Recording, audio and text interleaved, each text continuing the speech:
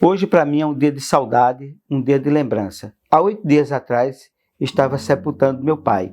E hoje eu estou aqui sentado na cadeira onde ele muitas vezes sentou para descansar, para assistir os programas dele favorito, para fazer algumas meditações. O descanso dele era um lugar importante para ele. Quanta saudade a gente sente no corpo, no peito da gente, quando a gente perde uma pessoa amada, uma pessoa querida. Mas, meu querido amigo, minha querida amiga, eu gostaria de dizer uma coisa para você. A lição dessa semana vai falar sobre a esperança no Novo Testamento. O que me faz exatamente estar confortado é saber que naquele dia, quando Jesus Cristo voltar com poder e grande glória, eu vou reencontrá-lo para nunca mais nos afastarmos, para nunca mais nos separarmos. A Bíblia diz que a morte é o último inimigo a ser vencido. No livro do Evangelho de João, no capítulo 14, versículo de 1 a 3, diz: Não se turbe o vosso coração, credes em Deus, crede também em mim. Na casa de meu pai há muitas moradas. Se assim não fora, eu vou-lhe teria dito, pois vou preparar-vos lugar. E quando eu for e vos preparar lugar, voltarei e vos receberei para mim mesmo, para que onde eu esteja, estejais vós também. Só nos resta, nesse mundo escuro de erro, pecado, morte, saudade, aguardar a esperança que é apresentada no Novo Testamento. A Bíblia tem aproximadamente 110 versículos, textos que falam sobre a esperança, diretamente, afora outros que indiretamente falam sobre a esperança. Eu perdi o meu pai, eu estou com muita saudade, estou muito triste, mas o que me conforta é saber que Jesus Cristo é a ressurreição e a vida. E nele nós descansamos na promessa, porque ele ressuscitou e para nós isso é uma garantia de que o justo ele vai ressuscitar naquele dia quando Jesus voltar com poder e grande glória. Vem comigo, vamos recapitular essa lição que fala exatamente sobre a ressurreição no Novo Testamento e será apresentada juntamente comigo o nosso querido grande amigo, pastor Sanderson, que é pastor em Mossoró, foi pastor da nossa igreja. Tenho certeza que ele vai nos trazer uma importante abordagem para que assim nós possamos aumentar e consolidar a nossa esperança no Senhor.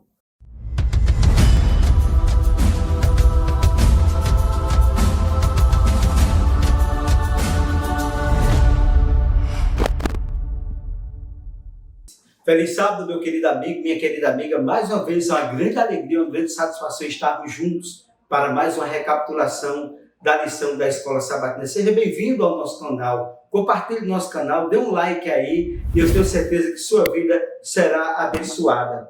Hoje nós iremos estudar a lição número 8, que tem como título A Esperança no Novo Testamento. O texto áureo dessa semana se encontra em 1 João, capítulo 5, versículo 11 e 12. Diz o seguinte, vem comigo na leitura. O testemunho é este, que Deus nos deu a vida eterna, e a vida eterna está no seu Filho. Quem tem o Filho tem a vida. Quem não tem o Filho não tem a vida. E hoje, quem vai participar? Uma pessoa muito especial, nosso querido amigo e irmão, pastor Sanderson. Pastor Sanderson foi formado em bacharel de teologia pelo NASP, Universidade Adventista de São Paulo, e o mestrado dele também no campus de Engenheiro Coelho. Seja bem-vindo, pastor Sanderson, e que Deus abençoe o seu ministério. E vamos hoje conversar um pouco sobre essa lição maravilhosa, a esperança no Novo Testamento. Vem comigo. Feliz sábado, meu amigo Matusalém. Feliz sábado aos irmãos de São José da Mata e a todos que acompanham este canal, né, que recebe tanta audiência aí, não só de São José da Mata, mas de Campina Grande, da Missão Nordeste e de várias outras partes do Brasil também. É uma satisfação estar aqui com vocês mais uma vez, uma alegria grande. Amém. Seja bem-vindo, pastor. E hoje vamos falar de esperança. A gente já estudou sobre a esperança no Antigo Testamento e agora nós vamos estudar a esperança no Novo Testamento. E em 1 João, capítulo 5, versículo 11 e 12, o verso para memorizar, ele diz, o testemunho é este, que Deus nos deu a vida eterna, e esta vida está no seu Filho. Quem tem o Filho tem a vida. quem não tem o Filho de Deus não tem a vida. Pastor, como é que podemos analisar esse texto no contexto da lição desta semana, que fala sobre a esperança no Novo Testamento? Muito bem, Matusalém. A lição dessa semana, ela é um abraço de Deus para o ser humano, porque nós, ao estudarmos essa lição, percebemos aqui, né, o que Deus ele promete para o ser humano, e ele deixa claro aqui que a morte não é o fim, e que nós temos a certeza de que a eternidade ela começa aqui quando nós cremos e aceitamos o que Jesus fez por nós. E a própria forma de nós aceitarmos o que Jesus fez por nós na cruz é também aceitar a sua ressurreição, porque a ressurreição dele garante que há um futuro também para aqueles que dormiram, né? Ou falando abertamente, mas que morreram no Senhor. A morte não será o fim para eles e não será para nós, se assim também viermos a passar por isso aqui. Muito bem. E no primeiro tópico, pastor, fala sobre a esperança além desta vida, não é? E tem uma questão, uma pergunta aqui, segundo Paulo, qual a relação entre a ressurreição de Cristo e a esperança de nossa ressurreição, que está contextualizada ali em 1 Coríntios, capítulo 15, versículo 12 e 19. Então, qual a relação entre a ressurreição de Cristo e a esperança de nossa própria ressurreição? Nós sabemos que a Bíblia diz que nem todos dormiremos, né? Transformados seremos, mas se o Senhor nos chamar para dormir, para a morte, né? A morte é comparada na Bíblia a um sono, mas existe uma esperança, né? E como é que está, como é que pode ser analisada aí essa esperança na questão da ressurreição, dentro do contexto aí de 1 Coríntios, capítulo 15, com a abordagem do apóstolo Paulo?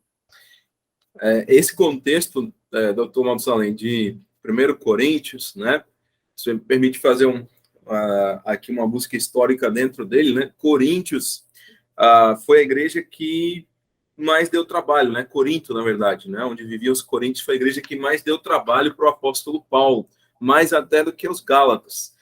Corinto era uma cidade comercial, a capital comercial da Grécia, né? Ali tinha o porto de Cencreia, de onde eles faziam várias relações comerciais com o mundo todo.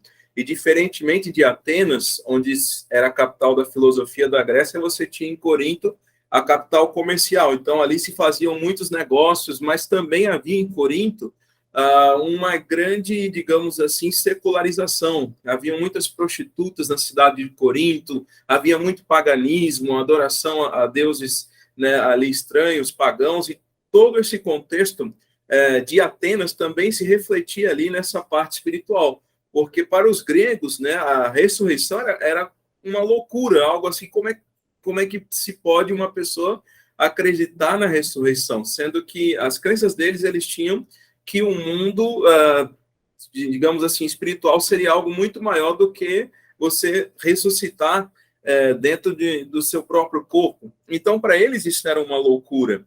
Mas o apóstolo Paulo ele veio para avisar os coríntios que ali viviam, e Corinto lembra muito o nosso mundo hoje aqui, tanto nessa área de loucura comercial que o mundo vive hoje, como nas descrenças, né? Porque hoje você falar de ressurreição, para muitas pessoas, é algo estranho, é algo esquisito, que as pessoas talvez vão zombar e caçoar. Mas o que o apóstolo Paulo fala aos coríntios, vocês estão aí se preocupando com o comércio, vocês estão aí se preocupando com o paganismo, mas lembre-se que se a esperança de vocês está se limitando somente a isso, vocês são de todos os mais miseráveis, né? Essa frase que Paulo fala em 1 Coríntios 15, 19, ela é uma frase que eu carrego comigo hoje a todas as pessoas que acham que a vida aqui, doutor Matusalém, é o fim, que a gente tem que aproveitar a vida ao máximo e não se preocupar com mais nada, apenas em viver.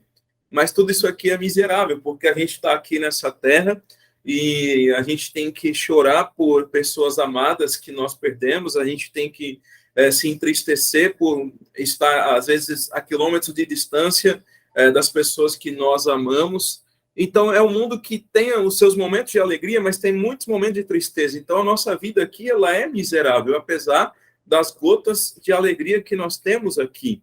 Mas, se a nossa esperança se limita apenas a esse mundo de miséria, de fato nós somos os mais miseráveis, porque o mundo que Deus tem para nós é muito maior do que qualquer coisa que tem aqui. É um mundo perfeito, sem dor e sem morte. Amém. E no segundo tópico da lição, diz, virei outra vez. E diz lá em João, né, no Evangelho de João, capítulo 14, versículo de 1 a 3. Não se turbe o vosso coração. Credes em Deus, crede também em mim. Na casa de meu pai há muitas moradas. Se assim não fora, eu vou-lhe teria dito. Pois vou preparar-vos lugar. E se eu for e vos preparar lugar, voltarei e vos recebereis para mim mesmo. Pastor Santos, já se passaram quase 2000 anos desde que Jesus prometeu voltar. Como podemos ajudar as pessoas a ver que essa promessa é relevante, até mesmo em nossa própria geração, uma geração tão, vamos dizer assim, tão em descrédito, não? Que desacredita nas coisas, muito questionadora. Ainda é possível crer e acreditar nessa promessa? Sim, a primeira coisa são 2 pontos aqui que nós temos que entender sobre a volta de Jesus. O primeiro, se nós lermos aqui em Mateus capítulo 25, ali é a parábola das 10 virgens, né? E ali diz que o noivo, ele demorou muito mesmo. O noivo representa Jesus e a volta de Jesus. E ele demorou muito. À meia-noite ouviu-se um grito. Então, nós temos que entender que no nosso tempo de seres humanos limitados, realmente a volta de Jesus, ela vai demorar. Isso está profetizado. Mas, ao mesmo tempo, se nós estudarmos Mateus 24, 2 Timóteo 3, 1 a 5, nós veremos as características físicas e também as características pessoais. O que está acontecendo com o mundo mostra que tudo está se cumprindo e numa celeridade muito grande. Mas há um outro ponto também que nós temos que entender. A volta de Jesus, ela não vai demorar para o ser humano, e aí não importa se ele é ímpio ou se ele, digamos assim, é justo, se ele é justo ou se ele é ímpio, a volta de Jesus não vai demorar mais do que o tempo que resta da nossa vida. Eu, por exemplo, tenho 33 anos de idade, né? A Bíblia, ela fala que a vida do homem chega a 70, quando passa de 80 já é canseira e enfado. Profeticamente, a Bíblia fala que o ser humano chega a 120 anos. Então, eu creio que não chegarei até lá, quem dera chegasse, né, doutor Matusalém? Mas se chegar aos 120 anos, né, quanto tempo de vida restaria para mim aqui? Né? Menos, quem sabe, aí de 90 anos restaria. Então, isso seria o tempo que demoraria para a volta de Jesus, mas se eu viver até 70 anos, até 80 anos, seria menos de 50 anos para me preparar para a volta de Jesus. Só que existem uns fatores externos e a gente não sabe se nós vamos estar vivos ou não amanhã. Então, de fato, nós temos que estar preparados hoje para a volta de Jesus. O chamado que Deus faz para o cristão é: esteja preparado hoje, porque nós desconhecemos o dia de amanhã.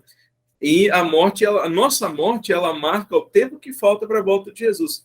Porque se você morreu justo, você vai ressuscitar e vai ver Jesus voltando em glória para poder subir para o céu. Mas se você morreu ímpio, você também vai ver Jesus do céu, mas aí num outro contexto, né? Que é um contexto triste, que você vai estar de fora da cidade santa 1000 anos depois da primeira volta de Jesus. E no terceiro tópico, muito bem, bela explicação. No terceiro tópico, aí na terça-feira, fala: eu o ressuscitarei.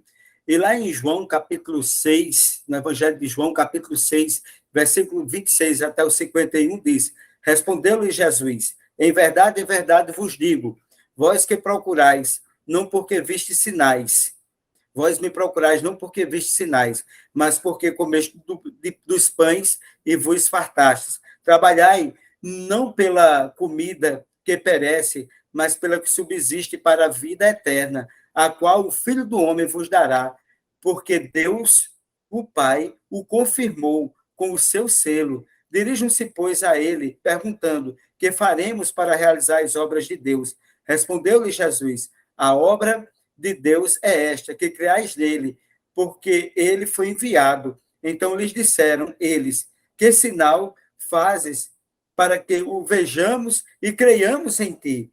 Quais são os teus feitos? Nossos pais comeram maná no deserto, como está escrito.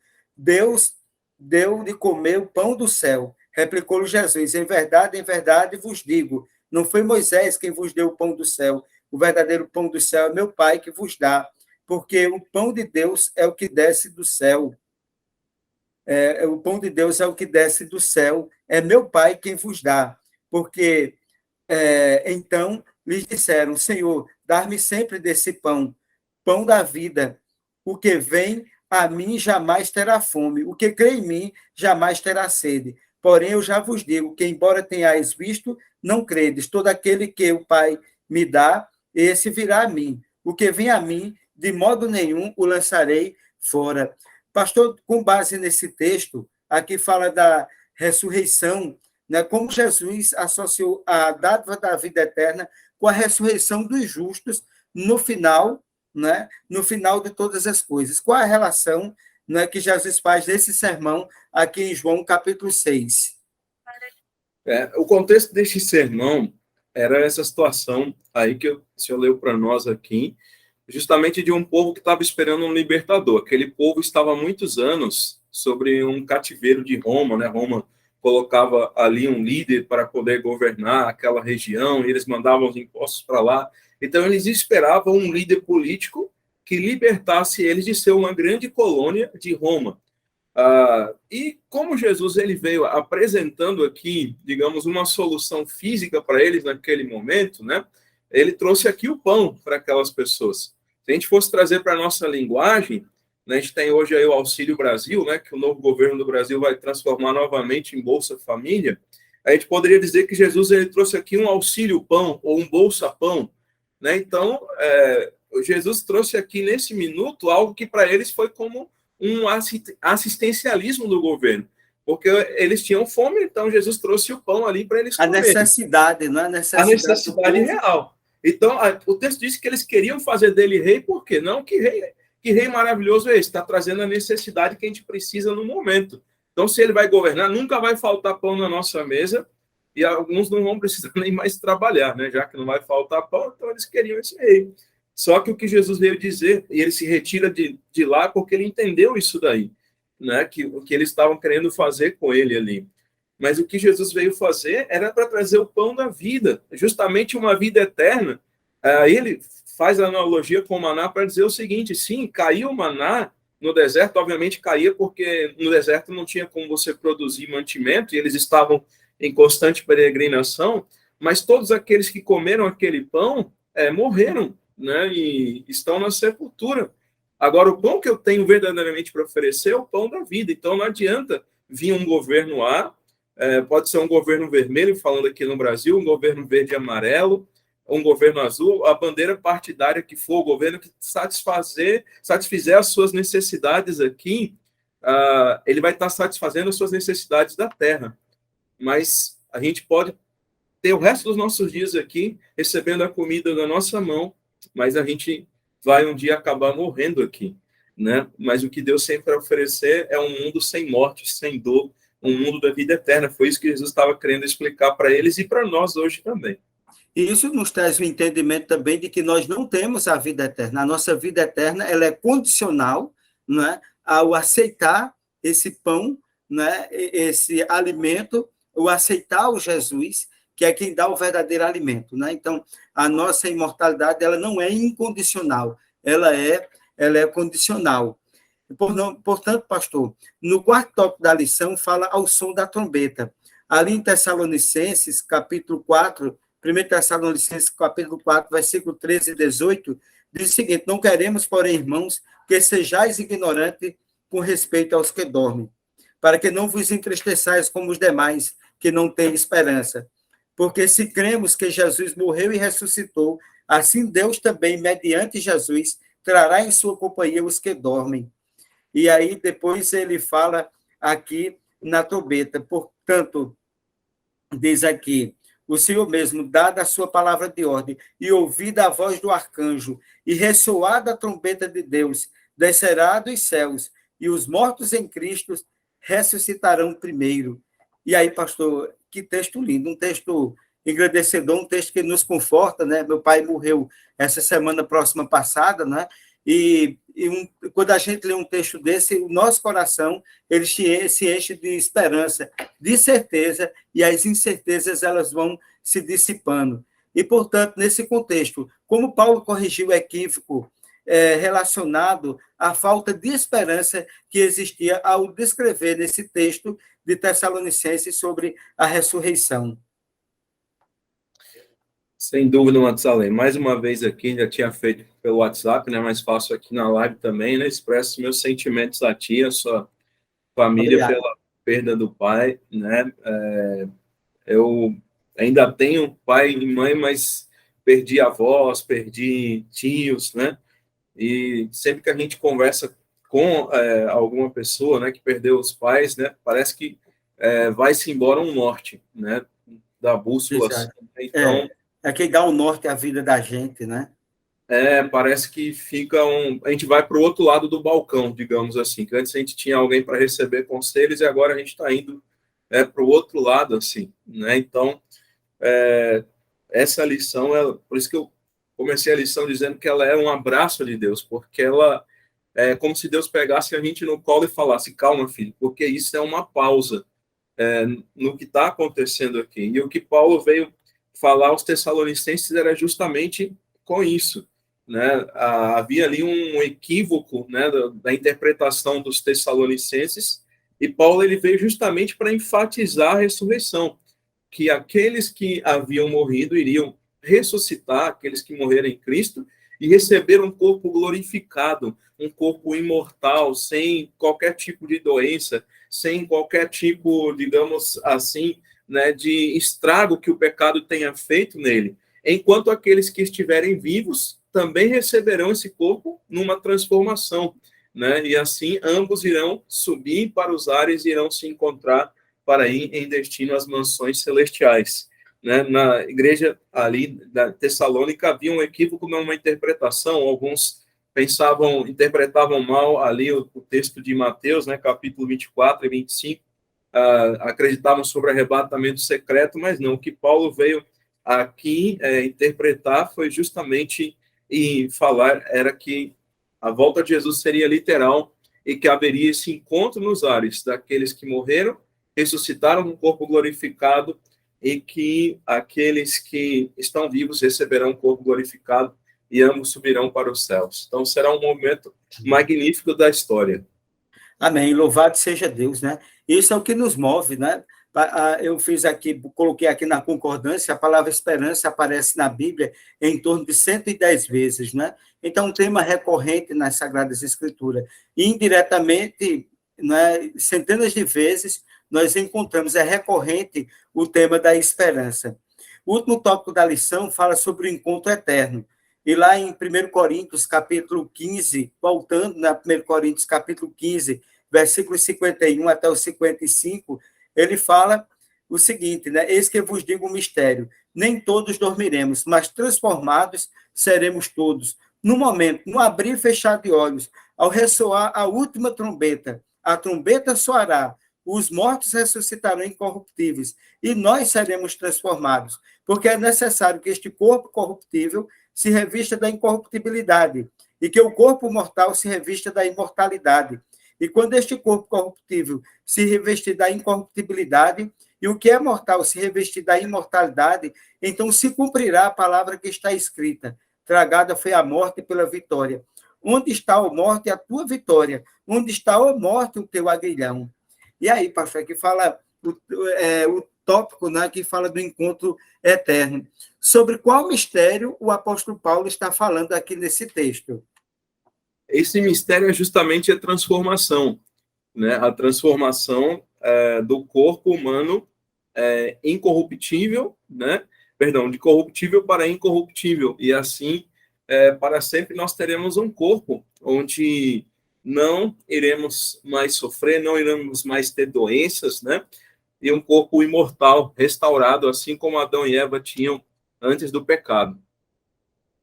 Maravilha, né? Então, essa lição nos traz essa certeza, essa convicção, essa promessa maravilhosa da esperança. Pastor, e concluindo aqui essa lição, né? Quais os pontos que o senhor gostaria de destacar e se tem alguma experiência pessoal que o senhor gostaria de relatar sobre esse tema tão importante e tão irrelevante que é a esperança, que é recorrente no Antigo Testamento, mas também é recorrente no Novo Testamento, no ministério de Jesus e na teologia do apóstolo Paulo?